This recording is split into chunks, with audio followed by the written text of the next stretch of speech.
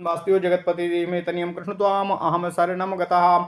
अथ श्रीमद् वाल्मीकि रामायण प्रथम खंड द्वितीय सोपान अयोध्या कांड त्रयोविंशः सर्गः। लक्ष्मण की ओज भरी बातें सुनकर उनके द्वारा दैव का खंडन और पुरुषार्थ का प्रतिपादन करना तथा उनका श्रीराम के अभिषेक के निमित्त विरोधियों से लोहा लेने के लिए उद्यत होना। ओम नमः शिवाय। ओम नमः शिवाय। इति ब्रुवति रामे तु लक्ष्मणो वाक्शिरा इव ध्यात्वा मध्यम जगामासु सहसा दैन्यहर्षयोः।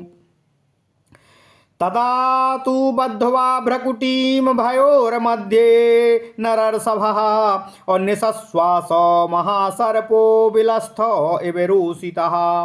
तस्य दुष्प्रतिवीक्ष्यं तद् भ्रकुटी सहितं तदा बभौ क्रुद्धस्य सिंहस्य मुखस्य सदृशं मुखम्।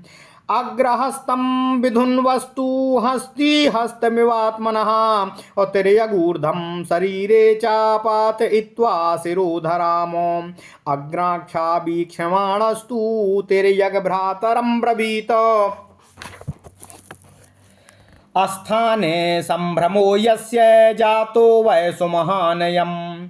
धर्मदोष प्रसंगेन लोकस्यानतिशङ्कया कथं ह्येतदा सम्भ्रान्तास्त्वद्विधो वक्तुमर्हति। यथा वेवम् सौण्डीरं क्षत्रियर्षभः किं नाम कृपणं दैवं सक्तामभिशंससीः। ओम नमः शिवाय। पापयोस्ते कथम नाम तयो शंका न विद्यते सन्ति धर्मोपदासक्ताः धर्मात्मं किं न बुध्यसे। तयो सुचरितं स्वार्थं साठ्यातो परिजिहीर्षतो यदि नैवं व्यवसितं स्याद्धि प्राग्रेव राघव। तयो प्रागेव दत्तश्च स्याद् वरः प्रकृतस्य सः। ओम नमः शिवाय। लोकविद्धिष्टमारब्धं त्वदन्नस्याभिषेचनम् अनोत्सहे सहितुं वीर तत्र मे क्षन्तुमर्हसि। ये नैवमागता द्वैधं तव बुद्धिर्महामते सोऽपि धर्मो मम द्वेषो यत् प्रसंगाद् विमुह्यसि। कथं त्वं कर्मणा सक्तः कैकेयी वशवर्तिनः करिष्यसि पितुर्वाक्यं धर्मिष्ठं विगार्हितम्। यदयं किल विषाद भेदा क्रतोप्येयं न गृह्यते जायते तत्र मे दुःखं धर्मसंगश्च गर्हितः। तवायं धर्म संयोगो लोकस्यास्य विगर्हितः मनसापि कथम कामं कुर्याद् त्वां कामवृत्तयो तयो स्वाहितयोर्नित्यं शास्त्रो पित्राभिधानयोः। ओम नमः शिवाय। यद्यपि प्रतिपत्तिस्ते दैवी चापि तयोर्मतं तथाप्युपेक्षणीयं ते नामे तदपि रोचते। विक्लवो वीर्यहीनो या सा दैव मनुवर्तते वीरः संभावितात्मानो न दैवं पर्युपासते। दैवं पुरुषकारेण यः समर्थः प्रबाधितुं न दैवेन विपन्नार्थं पुरुषः सोऽवसीदति। द्रक्ष्यन्ति त्वद्य दैवस्य पौरुषं पुरुषस्य च देवमानुषयोरद्य व्यक्त्या व्यक्तिर्भविष्यति। अद्य मे पौरुषहतं दैवं द्रक्ष्यन्ति वै जनाः यैर्दैवादाहृतं तेद्य दृष्टं राज्याभिषेचनम्। अत्यङ्कुशमिवोद्दामं गजं मद जलोद्धतम् अप्रधावितमहं दैवं पौरुषेण निवर्तये। लोकपाला समस्तास्ते नाद्य रामाभिषेचनं नाचाकृत्स्नास्त्रयो लोका विहन्युः किं पुनः पितः। यैर्विवासस्तावारण्ये मिथो राजन समर्थिताः आरण्ये ते विवत्स्यन्ति चतुर्दशो समास्तथाः। अहम तदासाम धक्ष्यामि पितुस्तस्यास्य या तव अभिषेको विघाते नो पुत्र राज्याय वर्तते मद्वलेन विरुद्धाय न स्याद् दैव बलम तथा अप्रभविष्यति दुःखाय यथोग्रम पौरुषम मम ऊर्ध्वम वर्ष सहस्रान्ते प्रजापाल्यामनन्तरम आर्यपुत्रा करिष्यन्ति वनवासं गते त्वयि पूर्वराजर्षि वृत्त्या हि वनवासोऽभिधीयते प्रजा निक्षिप्य पुत्रेषु पुत्रवत् परिपालने सह चेद राजान्यनेकाग्रे राजा बिभ्राम संकयाः नैव मिच्छसि धर्मात्मन राज्यम राम त्वमात्मनि। ओम नमः शिवाय, ओम नमः शिवाय, ओम नमः शिवाय। ओम नमो भगवते वासुदेवाय। ओम देवकी सुत गोविंद वासुदेव जगतपति देहि में तनियम कृष्ण त्वाम अहम शरणम गतः प्रतिजाने चाते वीरो मा भूवम बरिलोक भाको राज्यम चातव रक्षेयमहम वेलैव सागरम मंगलैरभिषिञ्चस्व तत्र त्वं व्यापृतो भव अहमेको महीपालानलं वारयितुं बलात् नाशोभार्था विमौ बाहू नाशोभार्था विमौ बाहू ना धनुर्भूषणाय मे और नासिरा बंधनार्थाय नासराः स्तंभ हेतवः अमित्र मथनार्थाय सर्वमेतच्चतुष्टयं नाचाहम कामयेत्यर्थं यः स्वशत्रुमतो मम असिना तीक्ष्णधारेण विद्युच्चलितवर्चसा प्रगृहीतेन वै शत्रुं वज्रिणां वा न कल्पये खड्ग निष्पेष निष्पिष्टैर्गहना दुश्चरा च मे अह्यत्यस्वरास्थि हस्तोरुशिरोभिर्वर्ति भविता मही खड्गधारा हता मेद्य दीप्यमाना इवाग्नयाः पतिष्यन्ति दुशो भूमौ मेघा इव सविद्युताः बद्धगोधांगुलीत्राणे प्रगृहीत सरासने कथम पुरुषमानी स्यात् पुरुषाणामयि स्थिते अबहुभिश्चैकमत्स्यन्यानेकेन चाबहूञ्जनान् अभिनियोक्ष्याम्यहं बाणान्द्रवाजी गज मर्मसूः अद्य मे स्त्रो प्रभावस्य प्रभावः प्रभविष्यति और राज्ञश्च प्रभुतां कर्तुं प्रभुत्वं च तव प्रभो और अद्य चन्दनसारस्य केयूरामोक्षणस्य च वसूना च विमोक्षस्य सुहृदां पालनस्य च अनुरूपा विमौ बाहू रामकर्म करिष्यतः और अभिषेचन विघ्नस्य कर्तृणाम ते निवारणे ब्रवीह कोद्यैव मया वियुज्यतां तवा सुहृत प्राण यशः सुहृज्जने यथा तवेयं वसुधा वसा भवेत् तथैव मां साधितवास्मि किङ्कर भीमराज्यवाष्पं परिशान्त्वचास्कृत सालाक्ष्मणं राघववंशवर्धनः उवाच पित्रोर्वचने व्यवस्थितं निबोध मामेष हि सैन्यशतपथः। ओम नमः शिवाय, ओम नमः शिवाय, ओम नमः शिवाय। ओम नमो भगवते वासुदेवाय। ओम देवकी सुत गोविंद वासुदेव जगतपते देहि में तनियम कृष्ण त्वाम अहम शरणम गतः। अथ श्रीमद् वाल्मीकि रामायण प्रथम खंड द्वितीय सोपान अयोध्या कांड 23वां सर्ग। लक्ष्मण जी की ओज भरी बातें सुनकर उनके द्वारा लक्ष्मण जी की ओज भरी बातें तथा उनके द्वारा दैव का खंडन और पुरुषार्थ का प्रतिपादन करना तथा लक्ष्मण जी द्वारा श्री राम के अभिषेक के निमित्त विरोधियों से लोहा लेने के लिए उद्यत होना। ओम नमः शिवाय, ओम नमः शिवाय, ओम नमः शिवाय। भगवान श्री राम के वनवास की बात को सुनकर लक्ष्मण जी ने राम के वनवास जाने का विरोध करते हुए उनसे पुरुषार्थ कर इस राज्य को पुनः हासिल करने के लिए निवेदन करते हुए बातें करना। प्रभु श्री रामचंद्र जी जब लक्ष्मण जी को दैव की बातें बता रहे थे उस समय लक्ष्मण सिर झुकाए हुए सोचते रहे। फिर सहसा शीघ्रतापूर्वक वे दुख और हर्ष के बीच की स्थिति में आ गए। भगवान श्री राम के राज्याभिषेक में विघ्न पड़ने के कारण उन्हें जो दुख हुआ और उनकी धर्म में दृढ़ता को देखकर उन्हें प्रसन्नता भी हुई, तथापि नरश्रेष्ठ लक्ष्मण जी ने उस समय अपने ललाट में भौहों को चढ़ाकर लंबी लंबी सांस खींचना आरंभ किया, मानो बिल में बैठा हुआ महान सर्प रोष में भरकर बार बार भूंकार मार रहा हो।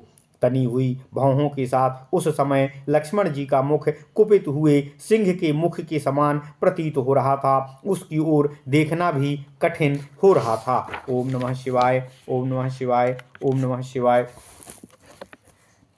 जैसे हाथी अपनी सूंड हिलाया करता है उसी प्रकार वे अपने दाहिने हाथ को हिलाते हुए और गर्दन को शरीर में ऊपर नीचे और अगल बगल की ओर घुमाते हुए नेत्रों के अग्रभाग से टेढ़ी नजरों द्वारा अपने भाई श्री राम को देखकर उनसे इस प्रकार बोले, हे भैया, आप समझते हैं कि यदि पिताजी इस आज्ञा का पालन करने के लिए मैं वन को चला जाऊं तो धर्म के विरोध का प्रसंग उपस्थित होता है।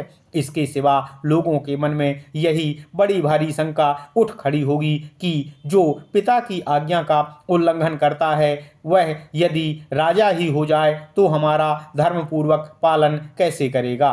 साथ ही आप यह भी सोचते होंगे कि यदि मैं पिता की इस आज्ञा का पालन नहीं करूंगा तो दूसरे लोग भी नहीं करेंगे। इस प्रकार धर्म की अवहेलना होने से मुझे जगत के विनाश का भय उपस्थित होगा। इन सब दोषों और शंकाओं का निवारण करने के लिए आपके मन में वन गमन के प्रति जो यह बड़ा भारी संभ्रम, उतावलापन और उत्साह आ गया है वह सर्वथा अनुचित एवं भ्रम मूलक है, क्योंकि आप असमर्थ अर्थात दैव नामक वस्तु को प्रबलता बता रहे हैं। दैव का निराकरण करने में समर्थ आप जैसा क्षत्रिय शिरोमणि वीर यदि भ्रम में नहीं पड़ गया होता तो ऐसी बात वह अपने मुख से कभी नहीं निकाल सकता था। अतः असमर्थ पुरुषों द्वारा ही अपनाए जाने योग्य और पौरुष के निकट कुछ भी करने में असमर्थ दैव की आप साधारण मनुष्य के समान इतनी स्तुति और प्रशंसा क्यों कर रहे हैं।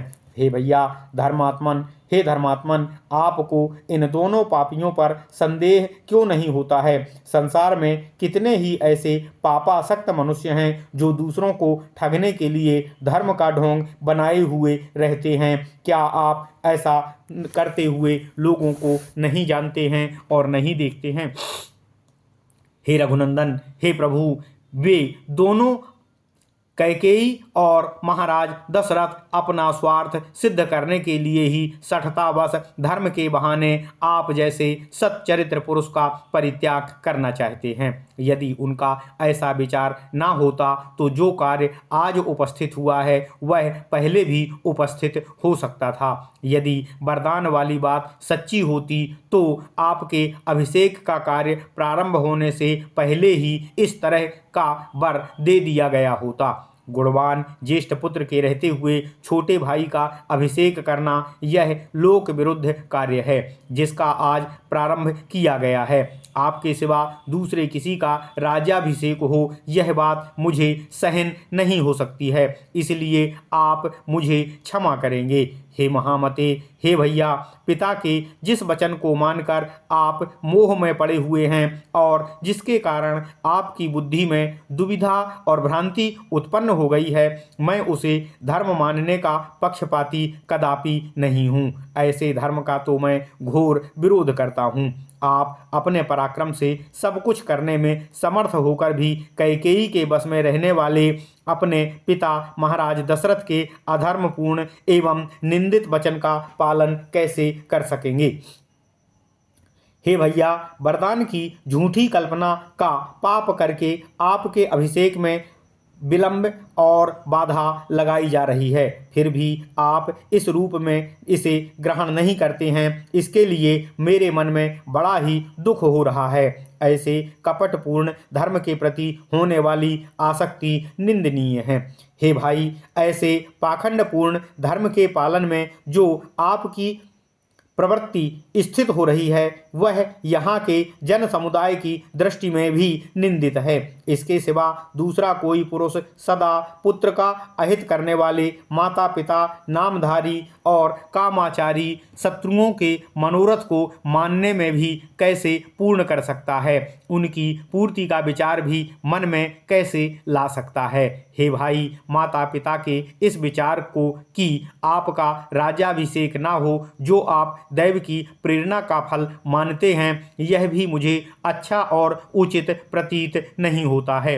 यद्यपि यह आपका मत है, तथापि आपको उसकी उपेक्षा कर देना ही उचित है।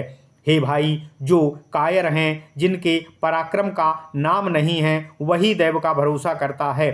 इस संसार में जिन्हें आदर की दृष्टि से देखता है, वे शक्तिशाली वीर पुरुष सदैव दैव की उपासना नहीं करते। जो अपने पुरुषार्थ से दैव को दबाने में समर्थ है, वह पुरुष दैव के द्वारा अपने कार्य में बाधा पड़ने पर खेद नहीं करता, शिथिल होकर नहीं बैठता है। हे भाई, आज संसार के लोग देखेंगे कि दैव की शक्ति बड़ी है या मनुष्य का पुरुषार्थ बड़ा है। आज दैव और मनुष्य में कौन बलवान है और कौन दुर्बल है, इसका स्पष्ट निर्णय हो जाएगा। हे भाई, जिन लोगों ने दैव के बल से आज आपके राज्याभिषेक को नष्ट हुआ देखा है, वे ही आज मेरे पुरुषार्थ से अवश्य ही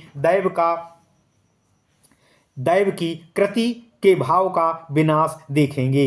हे भाई, हे श्री राम, जो अंकुश की परवाह नहीं करता और रस्से या सांकल की हुई तोड़ देता है, मद की धारा बहाने वाले उस मत्त गजराज की भांति वेग पूर्वक दौड़ने वाले दैव को भी आज मैं अपने पुरुषार्थ से पीछे धकेल दूंगा। समस्त लोकपाल और तीनों लोकों के संपूर्ण प्राणी आज श्री राम के राज्याभिषेक को नहीं रोक सकते हैं, फिर केवल पिता और माता कैकेयी की तो बात ही क्या है।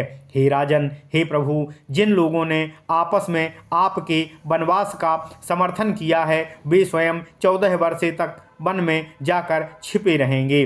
हे श्री राम, मैं पिता की और आपके अभिषेक में विघ्न डालकर अपने पुत्र को राज्य देने के प्रयत्न में लगी हुई माता कैकेयी को भी उस आशा को जलाकर आज भस्म कर डालूंगा। हे भाई, हे श्री राम, जो मेरे बल के विरोध में खड़ा होगा, उसे मेरा भयंकर पुरुषार्थ जैसा दुख देने में समर्थ होगा, वैसा दैव बल उसे कभी सुख भी नहीं पहुंचा सकेगा। सहस्त्रों वर्ष बीतने के पश्चात जब आप अवस्था क्रम से वन में निवास करने के लिए जाएंगे, उस समय आपके बाद आपके पुत्र प्रजापालन रूप कार्य करेंगे, अर्थात उस समय भी दूसरों को इस राज्य में दखल देने का कोई अवसर प्राप्त नहीं होगा।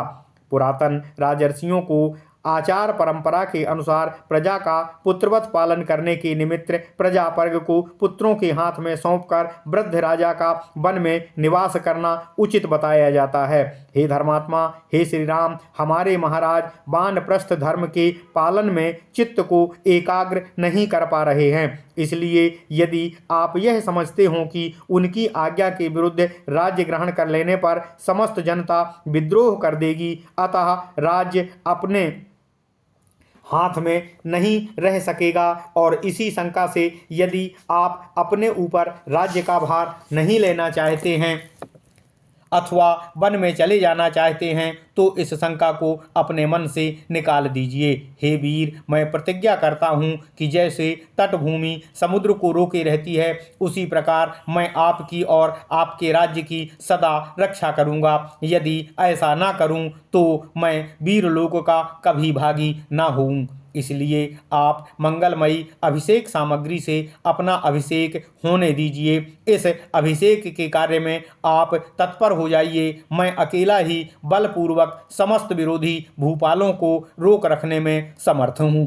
हे भाई, हे श्री राम, ये मेरी दोनों भुजाएं केवल शोभा के लिए नहीं हैं। ये मेरे इस धनुष का आभूषण नहीं बनेगा। यह तलवार केवल कमर में बांधे रखने के लिए नहीं है तथा इन बाणों के खंभे नहीं बनने हैं। ये सब चारों वस्तुएं शत्रुओं का दमन करने के लिए ही मेरे पास हैं। जिसे मैं अपना शत्रु समझता हूँ उसे कदापि जीवित रहने देना नहीं चाहूँगा। जिस समय मैं इस तीखी धार वाली तलवार को हाथ में लेता हूँ, यह बिजली की तरह चंचल प्रभा से चमक उठती है। इसके द्वारा अपने किसी भी शत्रु को, वह वज्रधारी इंद्र ही क्यों ना हो, मैं कुछ भी नहीं समझता हूँ और उसे पराजित करने और मारने में मैं सक्षम हूँ।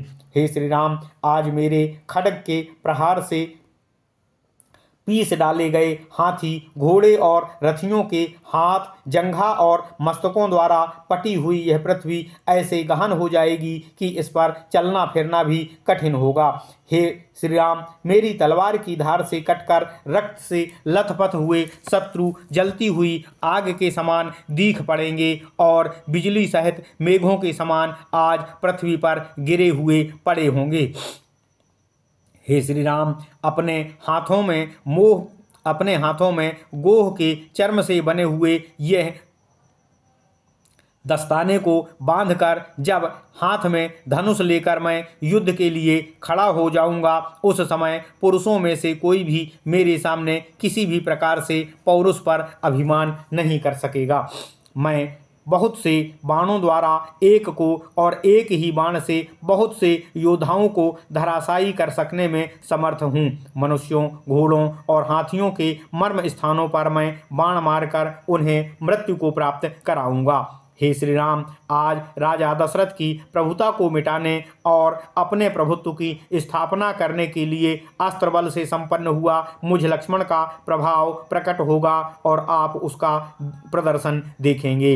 हे श्री राम, आज मेरी ये दोनों भुजाएं जो चंदन का लेप लगाने, बाजूबंद पहनने, धन का दान करने और सुहृदों के पालन में संलग्न रहने के योग्य हैं, आपके राज्याभिषेक में विघ्न डालने वालों को रोकने के लिए अपने अनुरूप पराक्रम का प्रदर्शन करेंगी।